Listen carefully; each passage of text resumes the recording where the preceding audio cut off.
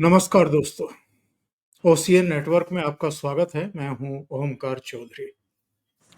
बंगाल जल रहा है और सिर्फ बंगाल जल रहा है। पूरे देश में और कहीं से भी किसी तरह की हिंसा की, उग्र प्रदर्शन की कोई सूचना नहीं मिल रही है, कोई खबर नहीं मिल रही है। मुर्शिदाबाद, वहां लगातार हिंसा हो रही है। 3 लोग अब तक वहां मारे जा चुके हैं। आगजनी, पथराव, पुलिस पर हमला, पुलिस की गाड़ियों को जलाना, आम लोगों की गाड़ियों को जलाना, दुकानों में लूट-पाट करना, मॉल को लूट लेना, ये सब चीजें क्या शो कर रही हैं? और कोलकाता हाई कोर्ट का आज का आदेश कि वहां पर केंद्रीय बलों को तैनात किया जाए, ये भी हमें बताता है कि वहां की सिचुएशन एक्चुअल में क्या है। मुर्शिदाबाद और कोलकाता, ये 2 जगह ऐसी हैं जहां जमावड़े हो रहे हैं। क्यों हो रहे हैं? देश के बाकी हिस्सों में क्यों नहीं इस तरह की चीजें हो रही हैं? केवल बंगाल में क्यों हो रही है? और कहीं पश्चिम बंगाल बांग्लादेश की वैसी सिचुएशंस तो क्रिएट करने में नहीं लगा हुआ है। 2026 के विधानसभा चुनाव को लेकर के ममता बनर्जी कहीं घबरा तो नहीं गई हैं और उससे पहले कुछ ऐसी सिचुएशन बना देना चाहती हैं, वरना हाईकोर्ट को क्यों कहना पड़ता कि केंद्रीय बलों की तैनाती की जाए। और कौन नहीं जानता है कि केंद्रीय बलों की तैनाती के आदेश भले ही हाईकोर्ट, सुप्रीम कोर्ट दे दे, लेकिन उनको कोई कार्रवाई करनी है या नहीं करनी है, ये तो डिस्ट्रिक्ट मजिस्ट्रेट तय करता है, या मौके पर जो मजिस्ट्रेट तैनात किया जाता है, एसडीएम हो, एडीएम हो, सिटी मजिस्ट्रेट हो, वही उनको आदेश देता है, तभी वो एक्शन में आते हैं। तो अगर वो कार्रवाई के आदेश ही नहीं देंगे केंद्रीय बलों को, तो केंद्रीय बलों की तैनाती भी मजाक बन करके रह जाएगी। मेरे साथ जुड़ रहे हैं अनुपम मिश्रा जी, तो उनको जोड़ करके जरा जो कुछ इस समय चल रहा है पश्चिम बंगाल में, उसको समझने की कोशिश करते हैं। अनुपम जी, बहुत स्वागत है आपका। नमस्कार। नमस्कार सर। अनुपम जी, पश्चिम बंगाल क्या बांग्लादेश के नक्शे कदम पर जाता हुआ दिखाई नहीं दे रहा है? और क्यों ऐसा किया जा रहा है? क्यों उसको हिंसा की आग में झुलसने के लिए एक तरीके से छोड़ दिया गया है? अब जब आप कहते हैं कि पश्चिम बंगाल को हिंसा की आग में झुलसने के लिए छोड़ दिया गया है, तो फिर ये समझ में नहीं आता कि इशारा किस तरफ है, ममता बनर्जी की तरफ है या केंद्र सरकार की तरफ है, जो इतने सालों से मूक दर्शक बन के तमाशा देख रही है। मैंने आज से कई साल पहले एक बात कही थी और बाद में मैं देख रहा हूँ तमाम जगह पिकअप हो गई। मैंने कहा 356 लगाने की जरूरत नहीं है राष्ट्रपति शासन, 355 भी एक धारा है। 355 में बिना राष्ट्रपति शासन लगाए प्रदेश का लॉ एंड ऑर्डर, कानून व्यवस्था केंद्र अपने हाथ में ले सकता है, पर वो भी नहीं हुआ। और जहां तक ममता का सवाल है, देखें, जो मुस्लिम पॉपुलेशन वहां जिस तरह 30-35% पहुंच गई है, तो आप उनसे तो आप उम्मीद करें ना कि वो इसको किसी तरह रोकेंगी या रोकने का प्रयास करेंगी। वो तो जावेद शमीम को एडीजी लॉ एंड ऑर्डर बना चुकी हैं। वो जावेद शमीम जिसको इलेक्शन कमीशन ने ये कह के हटा दिया था कि इनके रहते हुए निष्पक्ष चुनाव संभव नहीं है।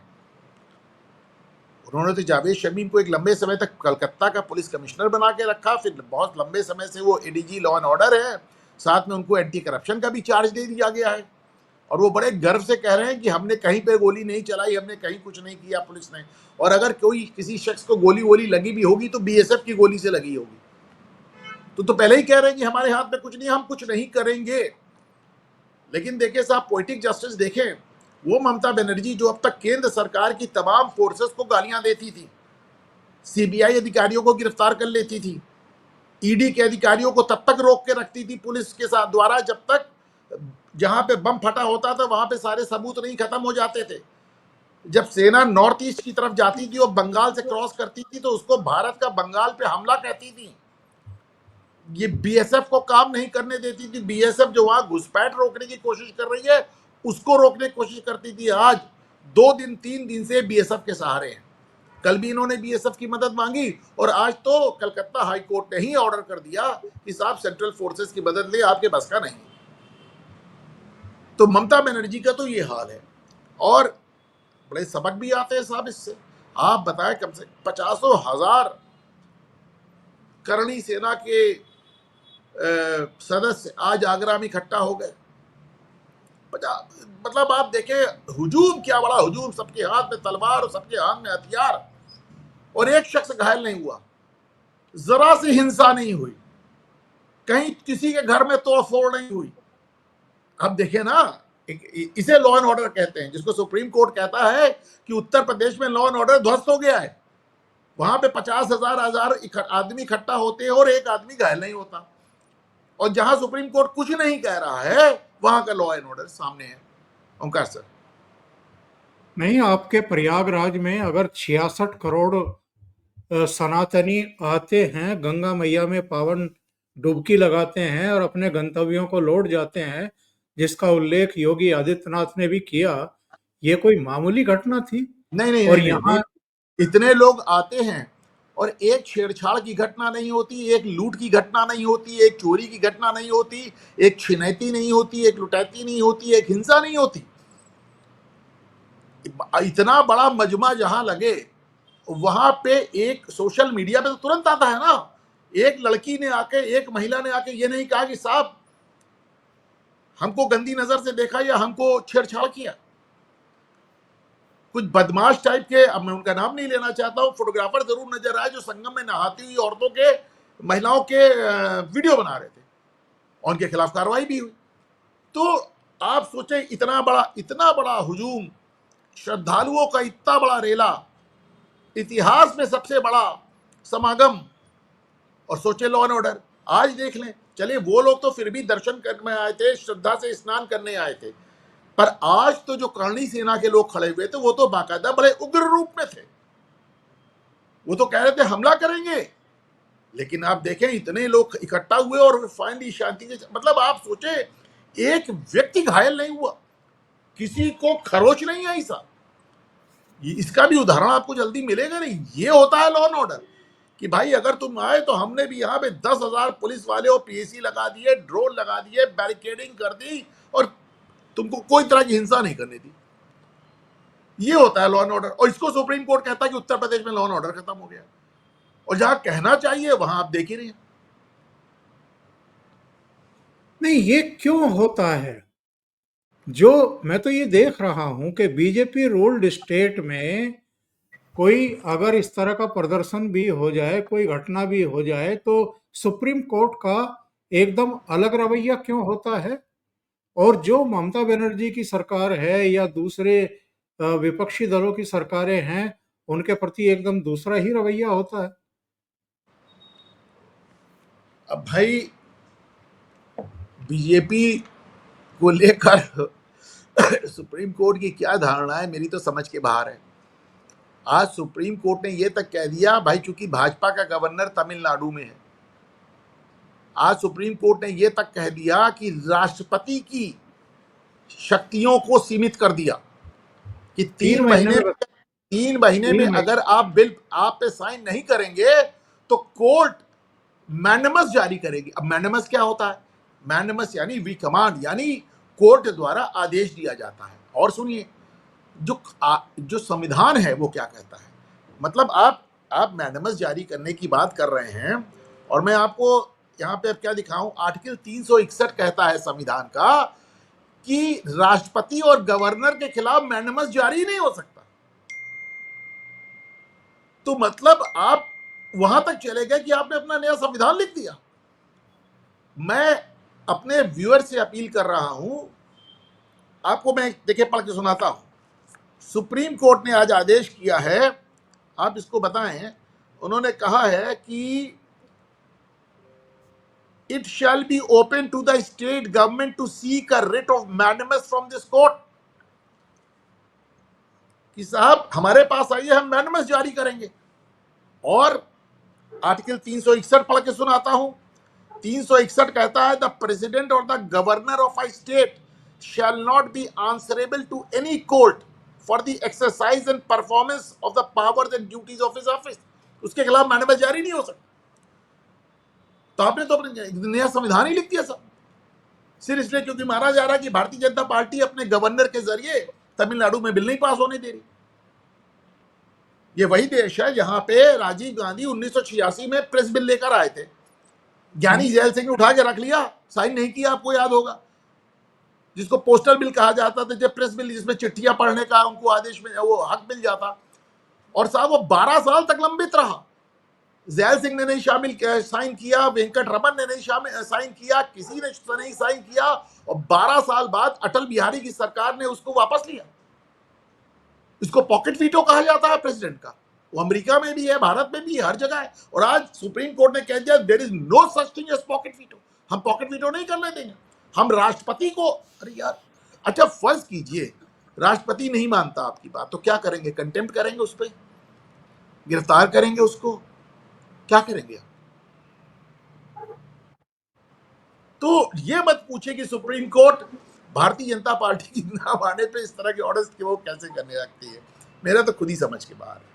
नहीं, वो जो तमिलनाडु के गवर्नर को लेकर के उन्होंने आदेश दिया है, उसमें एक टिप्पणी भी उन्होंने की है।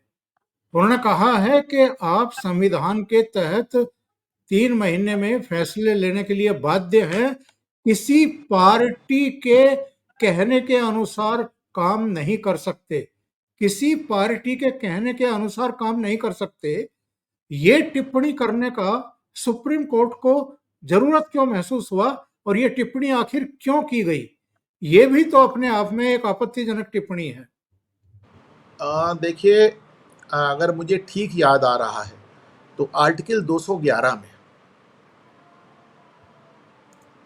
इस बात की व्यवस्था है कि संसद के अंदर किसी हाई कोर्ट और सुप्रीम कोर्ट के जज के खिलाफ टिप्पणी नहीं की जा सकती। लेकिन हाई कोर्ट और सुप्रीम कोर्ट रोज टिप्पणी करते हैं राजनीतिक लोगों पर। तो ये सब थोड़ा सा एक बैलेंस बिगड़ता नजर आ रहा है।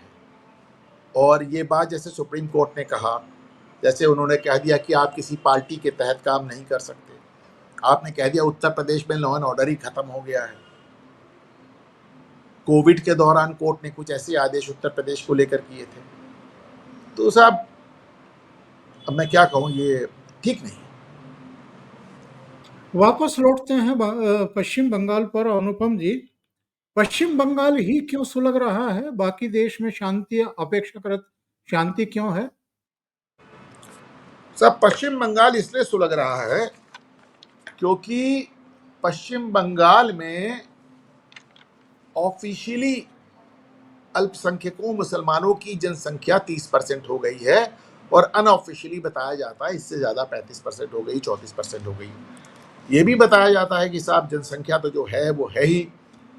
ममता बनर्जी ने उनको खुली छूट दे रखी है, आपने देखा, एकदम फ्री रन दे रखा है।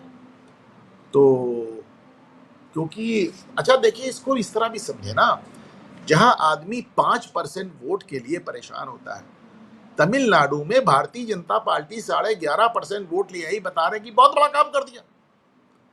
वहां तो ममता बनर्जी को 30, 34, 35% वोट तो तुम्हारी उनकी शुरुआत होती है। उनकी तो वोटों की गिनती 36% से शुरू होती है। तो जहां 35% वोट एकदम जेब में हो, तो वहां फिर कोई क्या कर सकता है? आज भी देखिए ममता क्या कह रही थी, अरे भाई देखो, देखिए मैं तो उनकी बात सुन रहा था कि जब मैं वक्फ कानून पश्चिम बंगाल में लागू ही नहीं करूंगी तो दंगे की जरूरत क्या है? गोया अगर लागू हो तो फिर दंगा होना चाहिए। जिस तरह वो अपने मुस्लिम समर्थकों को समझा रही थी, देखो भाई जान सबकी जान होती है। मैंने तो कभी मुख्यमंत्री को इस तरह की भाषा प्रयोग करते देखा नहीं। नहीं, वो किस कैपेसिटी में कह रही हैं कि केंद्रीय कानून को वो अपने यहाँ लागू ही नहीं होने देंगी? ये उसी कैपेसिटी में कह रही है जिस कैपेसिटी में तेजस्वी यादव कहते हैं मैं मुख्यमंत्री बन जाऊंगा तो वक्फ बिल को कूड़ेदान में डाल दूंगा। ये उसी कैपेसिटी में कह रही है जिस कैपेसिटी में कहती थी CAA लागू नहीं होने दूंगी, CAA लागू हो गया।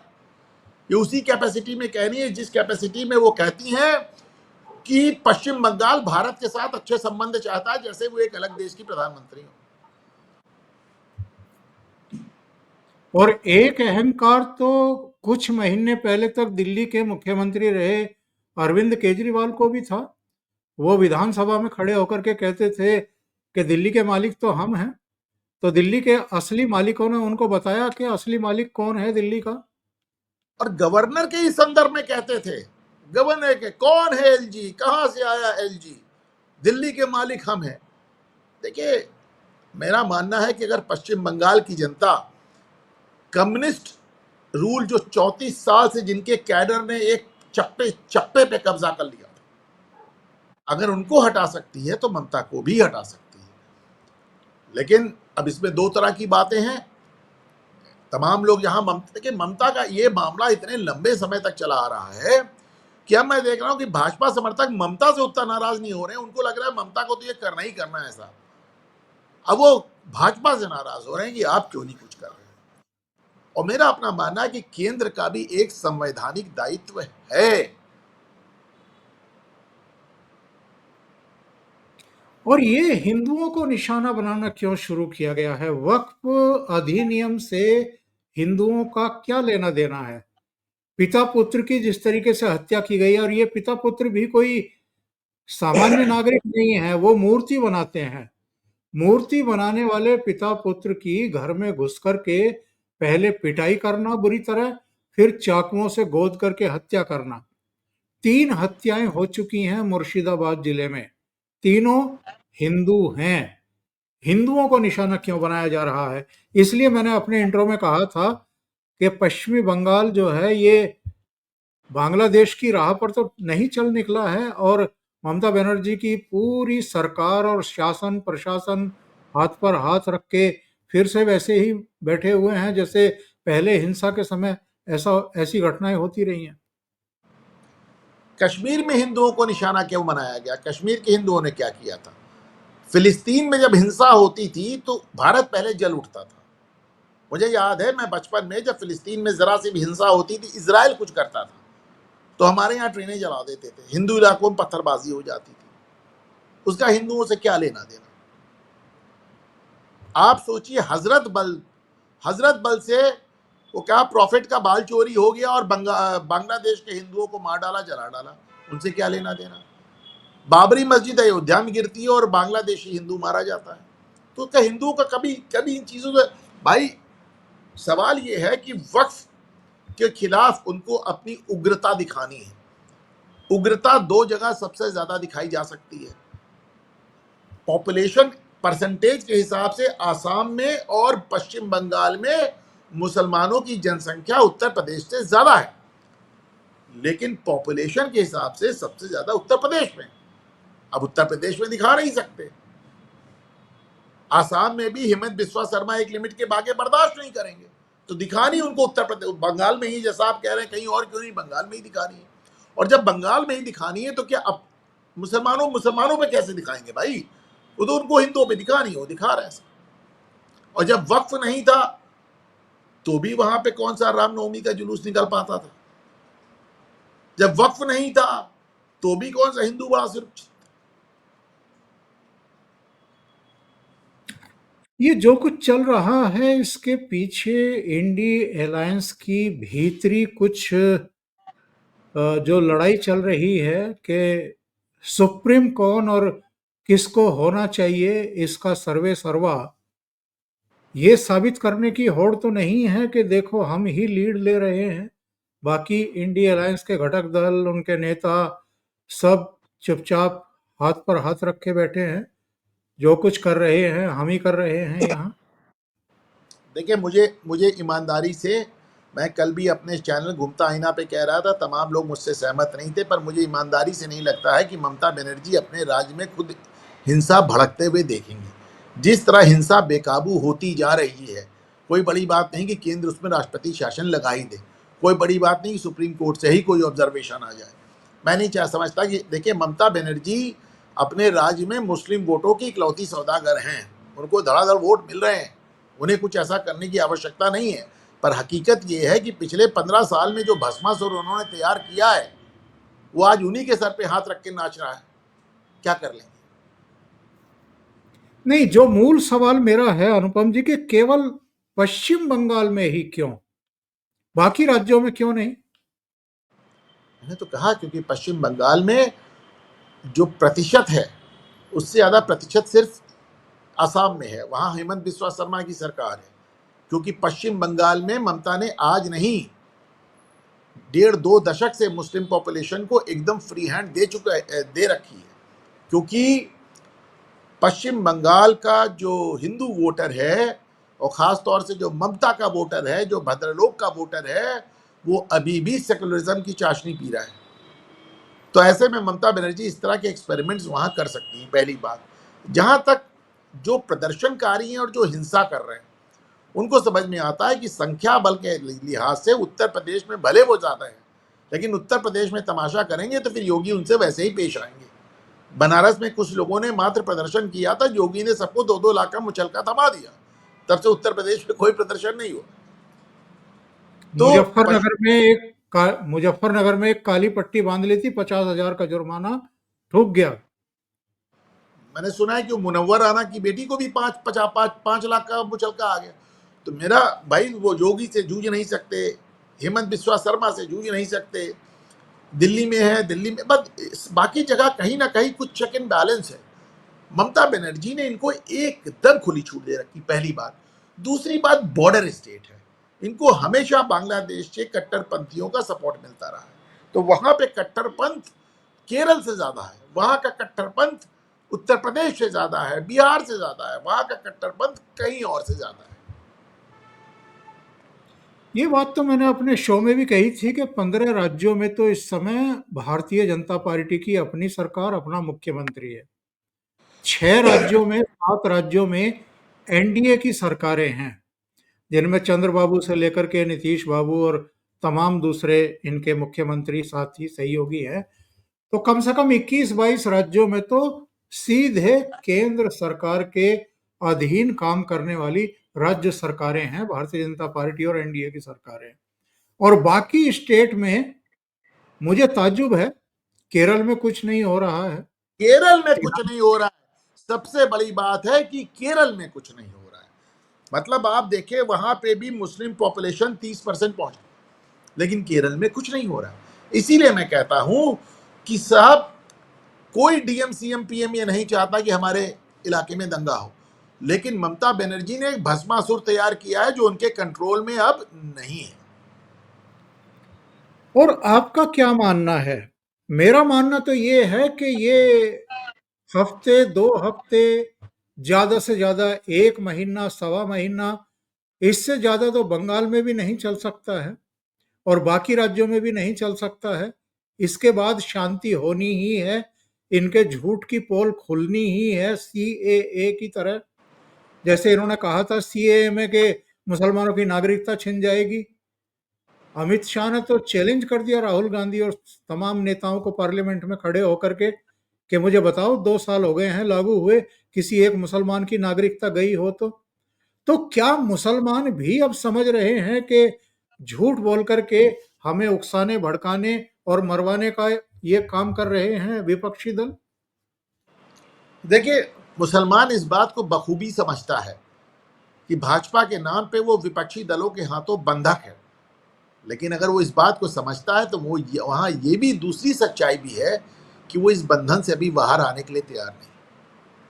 वो भाजपा के खिलाफ वोट करने के लिए किसी के साथ किसी भी शर्त पे खड़ा होने को तैयार है।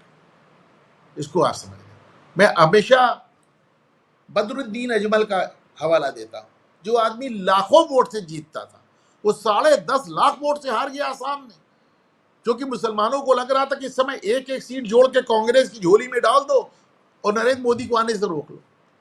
तीसरी बात, तो अभी भी उसके वोटिंग का टोटल पैटर्न, और मैं तो बचपन से देख रहा हूं साहब, मैंने तो आज तक कोई मुस्लिम एजिटेशन भारत में नहीं देखा कि सड़क के लिए हुआ हो, नाली के लिए हुआ हो, अस्पताल के लिए हुआ हो, स्कूल के लिए हुआ हो, बिजली के लिए हुआ हो, पानी के लिए हुआ।